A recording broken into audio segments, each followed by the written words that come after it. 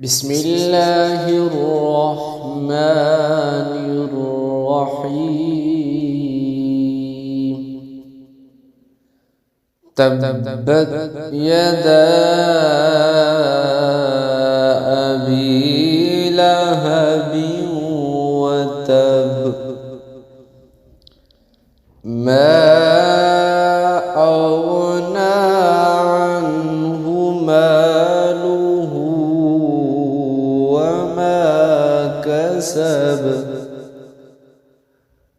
سيصلى نارا ذات لهب وامرأته حمالة الحطب في جيدها حبل من مسد. صدق الله